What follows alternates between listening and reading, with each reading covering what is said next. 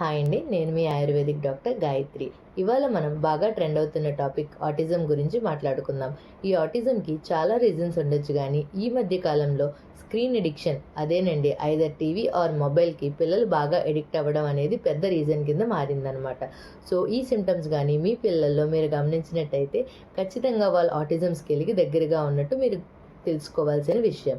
అయితే ఏమిటా సింప్టమ్స్ అంటే మైల్ స్టోన్స్ ఏవైతే ఉంటాయో 0-3 మంత్స్ అప్పుడు బేబీ అనేది సైడ్ టు సైడ్ తిరగాలని, హ్యాండ్ గ్రిప్పింగ్ అనేది డెవలప్ అవ్వాలని, హెడ్ అనేది బాగా లిఫ్ట్ చేయాలని, ఆ సింప్టమ్స్ అన్నీ కూడా డిలే అవుతున్నాయి. అలాగా ప్రతి మైల్‌స్టోన్‌ని బేబీ రీచ్ అవ్వడం అనేది బాగా డిలే అవుతూ ఉంటది.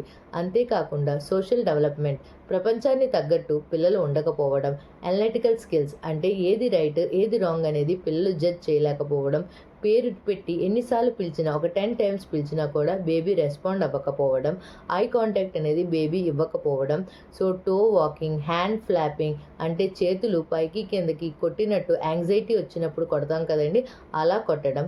అంతేకాకుండా సెల్ఫ్ లాఫ్ అంటే వాళ్ళలో వాళ్ళు నవ్వుకోవడం, విపరీతమైన అల్లరి, భరించలేనంత అల్లరి చేయడం, ఒక 10 మినిట్స్ కూడా సిట్టింగ్ టాలరెన్స్ లేకపోవడం, ఇవన్నీ కాకుండా ఇంకా ఒక ఫస్ట్ బర్త్‌డే అయ్యేసరికి 2 లెటర్ వర్డ్స్ అన్నీ రావడం. ఆ 2 లెటర్ వర్డ్స్ అనేవి రాకుండా, మాట్లాడకుండా ఉండడం వల్ల అండ్ వాళ్ళ ప్రపంచంలో వాళ్ళు ఉండడానికి ఇష్టపడినప్పుడు ఎప్పుడైతే స్ట్రేంజర్స్‌తో కూడా కనీసం ఒక 5% కూడా కలవడానికి ఇష్టలేకపోవడం, ఇవన్నీ కూడా ఆటిజం యొక్క సింప్టమ్స్ అండి. సో, మీ పిల్లలు గానీ ఈ సింప్టమ్స్‌కి దగ్గరగా ఉన్నట్టు అయితే మీ డాక్టర్‌ని కన్సల్ట్ చేయండి.